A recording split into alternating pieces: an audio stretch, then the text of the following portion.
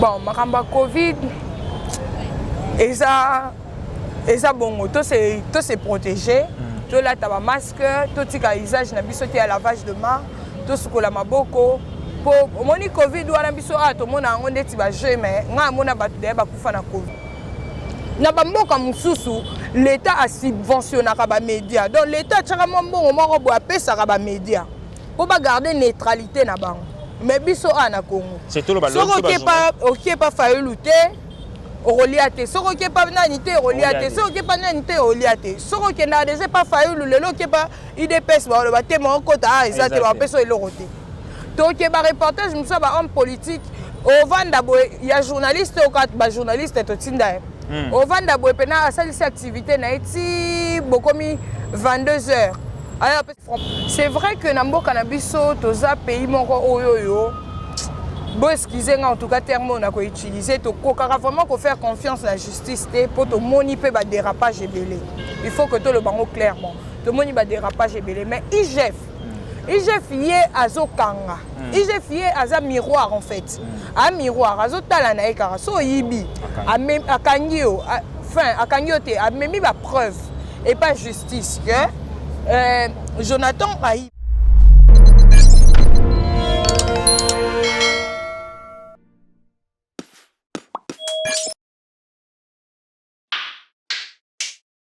Bonjour, bonsoir, chers internautes. Bino bat Bolanda Rabiso partout vous êtes. Namoni bande Rabiso vous êtes partout en Europe, en Asie, en Amérique.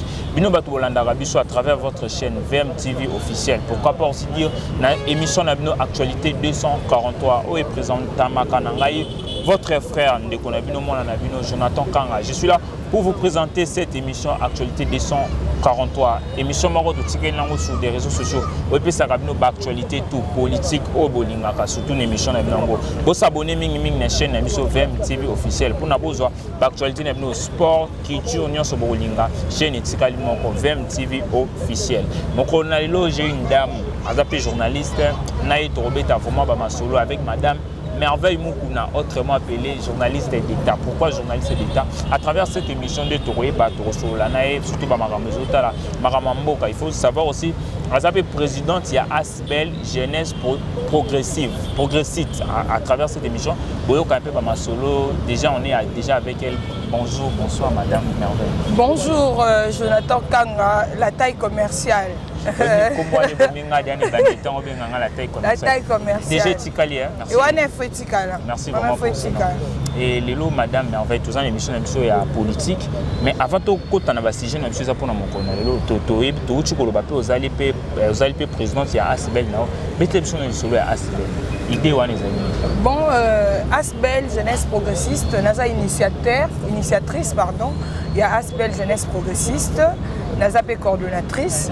Donc, Asbel Jeunesse Progressiste, l'idée nango ya liboso ezalaki d'abord ko redorer l'image de jeunesse congolaise. Jeunesse congolaise, image na baby, tokoma ibato ba bombe, tokomi bato ba matolo, tokomi bato moko tozalaki vraiment perdu. Alors, grâce à Asbel Jeunesse Progressiste, tozo ko encadrer ba jeunes, ba métier, tozo encadrer ba jeunes na ba alphabétisation, ba jeune ebele na Congo batanga te, ba ebini kotanga ni kokoma, Asbel eda bango na ba formation pour ba eba kotanga ba eba kokoma. C'est un peu ça, mais but primordial na biso c'est créer une jeunesse consciente, socle de son développement. Donc au commissaire elenge mutu ya mayele, toko komisa elenge mutu ya bamakanisa malamu pour atombola mboka. Donc but na biso vraiment yango. Ya otombola mboka déjà na Asbel déjà vous avez na combien de temps? Asbel na biso eza vraiment jeune, aza na bébé ko ki c'est à une année. Une année non plus. Une année na ko. Sur na ba temps dia bosali ni nya malonga bosali dia. To sali ba activité belé, to sala ba journée de sensibilisation, il y a ba jeunes. Toko ta porte par porte, to sensibiliser ba jeunes sur la prise de conscience, to sensibiliser ba jeunes et belé.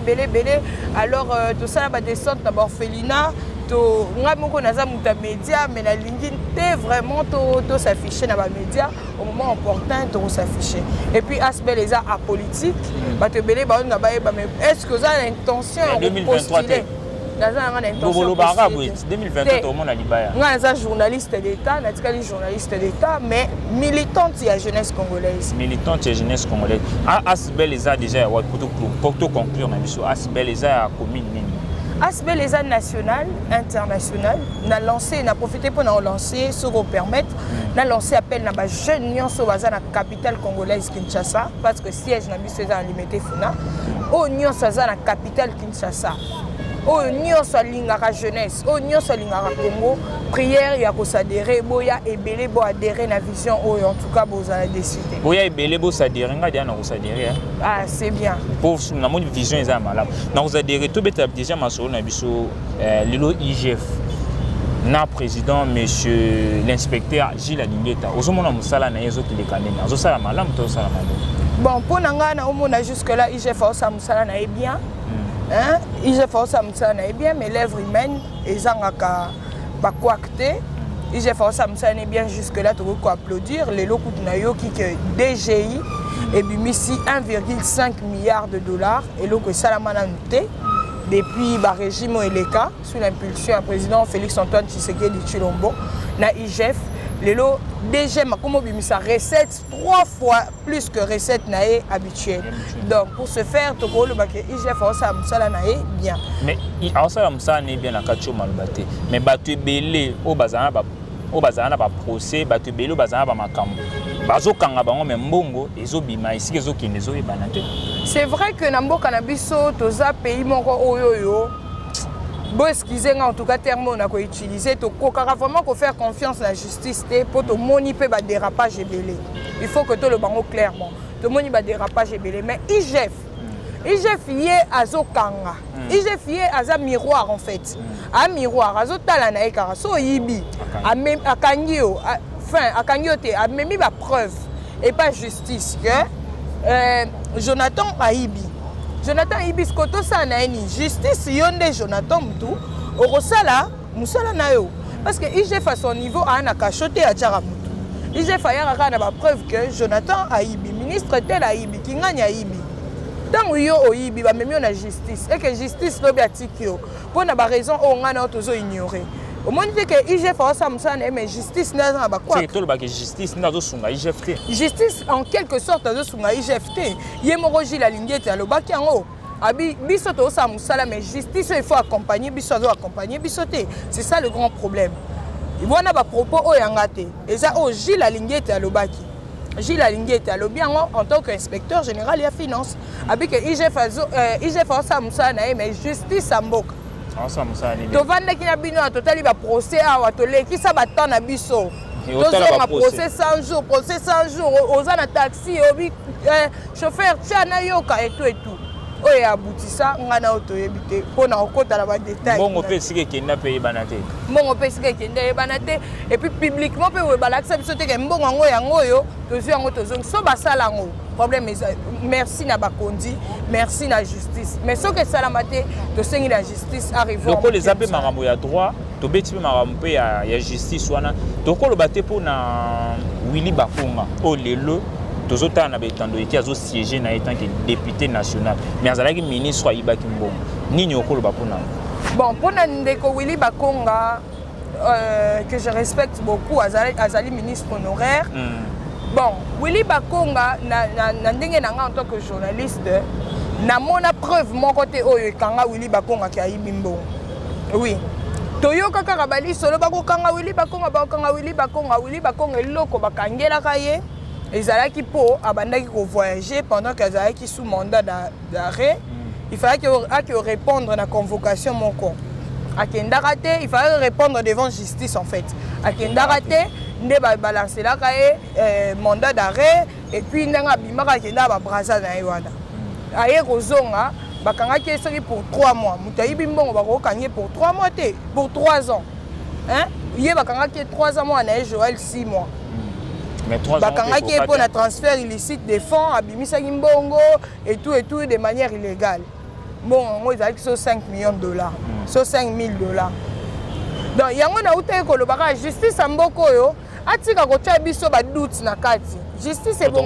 Il a justice au Samsani. Pour tout le que tu as un état de droit. Justice est bon à la transparente. N'est pas juger Jonathan, n'est pas juger Merveille Mukuna, n'est pas juger Bakonga, n'est pas juger Fachi. Mais biso à tout le monde a souvent jugé bango des poids des mesures. Donc ils ont bien été. C'est la justice. Bandeko bakambara justice amboka na biso ba meka un peu ko revoir ba parti wana. Tande tito tatone muke na histoire Bakonga o. Ba meka un peu kota là vraiment côté wana et au sein madame. Vous allez journaliste ndé na otiko loba, ngapi na za journaliste. Mais il y a pas si tôt comme on a ba journaliste to routine lelo na assemblée nationale to na assemblée provinciale. Loko là ba ça là vraiment musa na bango. Est-ce que population basée sur encourage au pesa biso ba journaliste des chances ya okendel sur na assemblée nationale. En fait ba journaliste ba kena na assemblée nationale ba limbisanga mais na mona apport na bango. Place baza balimbisanga. Na lobby te pour na critiquer mutu. Mais na mona vraiment apport na bango. Mais les a pas au tiko longola nani ministre économie. Tout mona ba bon ministre économie ba makambo belé za na se ekota ki makambo ba moyen to le bagno so za TV ya comme ba kangisa biso mais na manqué na journaliste moko te respect. Ba Eliezer Ntambwe ba David ba Basile Longo Pongo ba Daniel Baswe ba tuwana nyoso ba journaliste wana nyoso. Bango yeba kendaka na assemblée. Akendaki alo asayelo. Na mona nga apport na bango te. Tout le monde a un ingénieur au ban assemblée ba défendre ba pesa ba proposition de loi ou ko protéger ba ingénieur. Tout le monde a battu sur ba pesa ba proposition de loi mais ba journaliste au ba kenda. Ba sale la biso ba journaliste ba ndiko na bango ni. Ba sale la ni concrètement pour la population. Ba journaliste Jonathan baza na kati na parlement. Mais tout ça là na ba chaîne na bango ba futa biso. Ba nyoko la biso pe. Ba nyoko la biso. Mais ba na kati ya parlement. Ba journaliste tout ça na ba chaîne na bango ba nyoko la biso ba futa biso salaire te. Ba lobela ngote. Journaliste aza maltraité na mboko. Journaliste aza maltraité. Journaliste a vivre na coupage, journaliste comme politicien, journaliste comme makambo belé po anini kozanga. Ba journaliste baza censé kolobela biso basala ani. Na bamboka mususu l'état a subventionné ba média. Donc l'état tchaka mbongo moko bo apesa ba média. Pour ba garder neutralité na bango. Mais biso ana Congo. C'est tout le ballon. OK pas failluté. Reliate. Soko ke pas nanité reliate. Soko ke pas nanité reliate. Soko ke na déjà pas faillu le lo ke pas IDPS ba le baté mon kota exact ba peso eloroté. Donc ba reportage musa ba homme politique au vanda boy il y a journaliste au kat ba journaliste to tinda. Au vanda boy pena asali cette activité na eti bokomi 22h. Aya pesa bino 10 000 francs pour foot à transport. 10 000 francs. Ba le peuple. Bobo mi ton na bino, on peut se baninga considération te que ba collègue. C'est ça, ba collègue na yo. Donc ba foi métier na biso na ba ndenge mo boy que ermo isalanga na passe. C'est que le loto ba na Congo na mboka na biso domaine na biso ya journalisme et lelo eza pena na ampleur te to na valeur te to lo. Au fait, toko lo ba que le journaliste a vraiment na valeur te. To lo bango na passe na motema parce que le journalisme c'est un métier noble. Le journalisme c'est un métier noble. Oh, il y a que tout toqué pas président de la République en Fungolela, tout toqué pas premier ministre, tout toqué pas nani. En Fungolela, et que wana bato noblesse, wana bato ba mérite respect. Les abisso, les avocats, les médecins. Ba tout le monde passe à ba métier noble, na ba militaire. Enseignant, to bunda na ba enseignant. To bunda pour une bonne cause, mais to ça vraiment valorisé té. Abaki to ko un système LMD to monango. Bosco beta généraux na biso presse aboutissa nani. Lelo. To éviter. Lelo pe to komi pe na ba insécurité tant que ba journaliste sur le lobby roman be na ba média tout ba komi ko landela landela ko poursuivre biso et cause à que lobby de vérité. Mais ba mo landela biso to ça na état de droit na biso té. To ça protéger té. To ça la liberté d'expression té. Mutunyo so comment quand ça biso ninga lingi passer l'influence pour boy. Donc c'est compliqué. Ngalo on enseigne na ba kondeza que ba pesa biso valeur na biso bazong c'est la biso valeur na biso en tant que quatrième pouvoir. Bazong c'est la biso valeur na biso en tant que quatrième pouvoir to kenete 5 to beta masolo o ya docteur Etienne Longonde. Oyo auti ko annoncer le biso kalaté to ko mana 5e vague. Oyo docteur Muyembe. Oyo to kenena na 5e vague oyo ezala na mai na juin. Un mot pour na marambo wana. Bon, makamba Covid eza bongo to se protéger.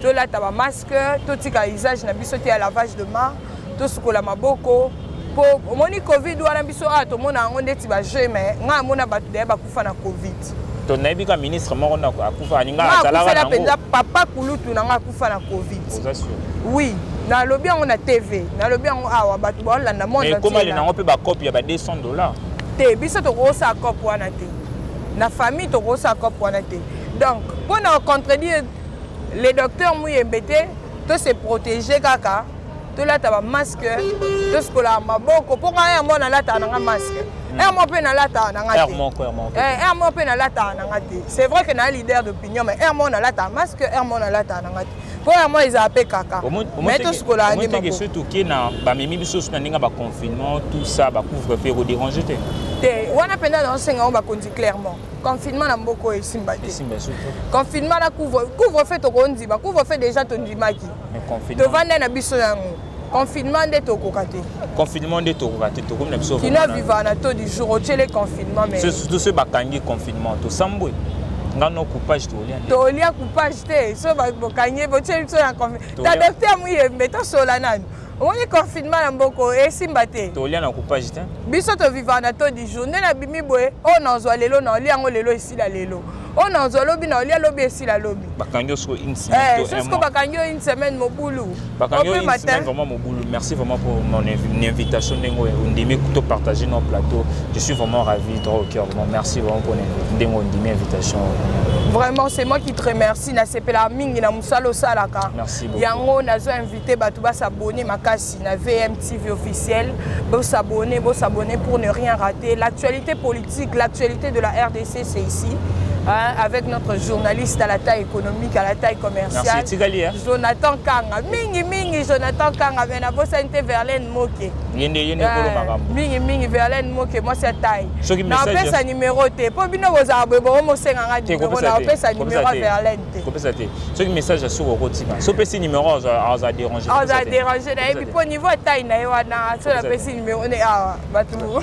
Message sur le zali pour ça. Dernier mot, on a annoncé à la bakondi. Bazana fachi bakumba mboko natanga elo mona Facebook mtabi boyebisa mta kumba mboko akitisa ngai akitse so akita na arena arena esko event akita cimetière ou bien de ngaba kitanga na bibole donc nasenga na bakonzi ba okamba biso tolinga mboka eloko l'équipe olinga mboka ezate omoni bablo msusu eza bablo to senga te ndeti bakolia to ko senga te bakolia banzela tokosenga ngo te mais tokomosenga ngo lelo po ni pomboka etambola mabe on doit se le dire président Fachi aza na ba vision na ya bien na senga pe bato baza na entourage na balinga mboka elo to senga ya ngwana to sengi balinga vraiment mboka nous sommes déjà arrivés à la fin de cette émission boza la rebelle wana pona ko s'abonner yango nde ko sala biso vraiment force je dis merci à madame Verlaine Moke la propriétaire de cette chaîne merci vraiment pour toi pourquoi pas aussi dire merci na mto azali na sima caméra monsieur Murphy merci vraiment à monsieur Murphy azali na sima caméra bendi biso bilili boy tokutani ba mikolo ko zali ko ya pona ba inviter na biso mususu to ba analyse na biso monsieur Murphy nga benga ke empreinte digitale